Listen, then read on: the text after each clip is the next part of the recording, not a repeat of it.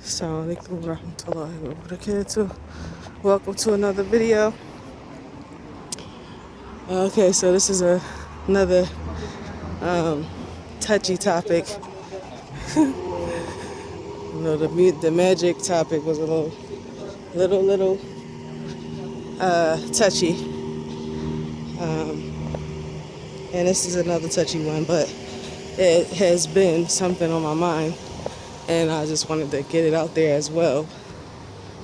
I think the Muslims already know this, but I wanted to clarify something about the new UAE law that decriminalized opposite sex occupancy together, right? Because it used to be against the law for two unmarried people to inhabit the same space. You know, if they were caught occupying the same space and they have a marriage certificate, then they could be arrested. But the UAE threw that out, and so did Saudi. You don't need proof anymore that you're married in order to come into a hotel and things like that. And people think that, that's a little bit, that they shouldn't have done that, and they should have kept it the way it was, and things that of this nature. But they decriminalize it for the reasons why they decriminalize it. And I believe in Allah knows best, so that people can fear Allah on their own, and not fear the government or fear the people, because there are people doing things that they have no business doing, regardless of the laws, right? Okay, so that being said, now what you do behind those closed doors will be prosecuted. Meaning, for example, in Islam, you cannot accuse anyone of fornication if you didn't see it with your own eyes. You can't. Regardless of those who say, oh yeah, well that's a means, and we, you know what people doing and things like that. No. We have a good idea, but still, it relates to Muslims. We're not talking about non-Muslims because, they do what they do. But as it relates to Muslims, even if you saw a man and a woman in a house together, or go in a place together, and they're not married, you still can't claim that they made zina, and you didn't have any witnesses, you didn't see it with your own eyes. Like the Prophet ﷺ said, it has to be clear, like the bucket going inside of the well. You have to see that with your own eyes, and if you capture it, then you have to go and get 4 witnesses, or 3 other, because it has to be 4 altogether, 4 witnesses. So if you're a man, you have to get 3 other witnesses to witness that in order to claim that these people have done that act.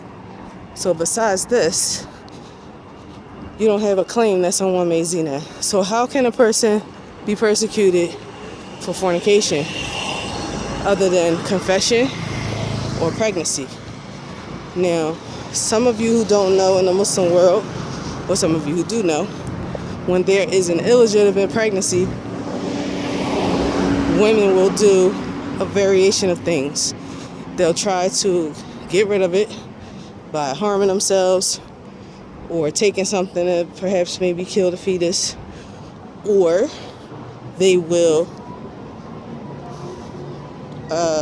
abandon the baby, take it, like leave it somewhere near the masjid, or in a park, somewhere where the child will be found by the orphanage. And all the Muslims know, if they find a baby like that, they already know what it is. They already know what happened, and they already know why the person did it, because there are serious consequences for the fornicator or the adulterer that's caught. And for the woman, the only way that is known is through pregnancy or nowadays sexually transmitted diseases, like when you do your your blood work, you do your renewal, your medical renewal every 3 years, sorry, for your IQAMA, or every 2 years, depending on what kind of IQAMA you have, or residency you have. They'll know you did something if you came in here and you didn't have HIV, and now you have HIV. It could be through, actually they don't even investigate it, excuse me, because it could be through, you could have gotten extrally, a blood transfusion, and then got it that way. So sorry, excuse me. I know better than that. I'm not ignorant, subhanAllah. But anyhow, that they deport you if you test positive for HIV. That's an automatic deportation.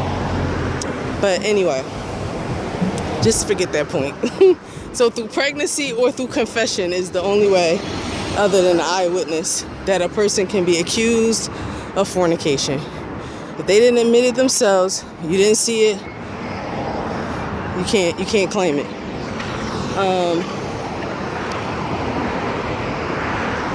That does not by any means absolve a woman from having the characteristics of loose behavior, or a man having characteristics of being loose himself. And I mean loose in behavior. He doesn't have any shyness because he accompanies women by himself. That does not absolve a person from his character from these type of things if he goes along with women, or vice versa. Women ride around alone in a car with a man and things like that. A person can think what they want to think about them as relates to, oh, you're loose, you don't have any haya, you don't have any shame, you don't fear Allah, you're around, you're with men you're not related to, things like that. That's fine. And if this person wanted to get married, then you would say what you know about them. But claiming fornication is not one of them. Excuse me for rattling on. These are things that just come to my mind as I'm speaking. I like to make clarity. But anyway, I guess it comes from having a teaching nature. I've been teaching for a very long time. I used to teach children a lot in my younger years. I used to teach Islamic studies and Arabic class, and then I went on to teach English. So that's me. But so the story that I wanted to share about these two young people, I believe they were from the West, because anybody coming from a Muslim country knows better. So it was an article that I shared in my WhatsApp group about these two young Muslims who that someone reported them, and obviously it was something that they were doing openly, or they even spoke about, because they got reported. And when they sat down with the investigators, they were asked if they had, fornicated and whatever. And they said yes, that they did, right? They didn't think anything of it. They didn't think it was a big deal. So I'm almost positive they came from the West. They didn't know that there were going to be consequences. So they actually put it in the news, because nobody does that. Everybody knows better than to tell people that that's what you did. That's what you did. And they got sentenced to lashing here in the UAE. That was the penalty. So yeah, I just wanted to share that. The act of people and inhabiting the same space and they're the opposite sex, that has been decriminalized, but having a child out of wedlock has not been decriminalized. So if a child comes out of that situation, people inhabiting and with each other, and a child comes out of it, and the woman goes to the hospital and she's not married, then for a non-Muslim woman, she'll be locked up, arrested, and deported. And for the Muslim woman, of course, then she'll have the hudud, the Islamic ruling applies to her. So yeah, that's just something I just wanted to share with you all. For those who didn't know, yeah, they don't play over here. And regardless if those people can stay together or not, and they're not married, and if the child is born out of wedlock and you're not Muslim, the child will not get a birth certificate. It's a lot of problems that will happen. So yeah, the non-Muslims will be pretty jammed up. Yeah, they'll be pretty jammed up, and you already know what happened to the Muslims. So Allah musta'an. So yeah, that's what I wanted to share, and inshallah we'll see you all in the next video. Don't forget to like, share, and subscribe. Leave your commentary, and don't forget that Hijrah mandates sacrifice. Ma'as salama.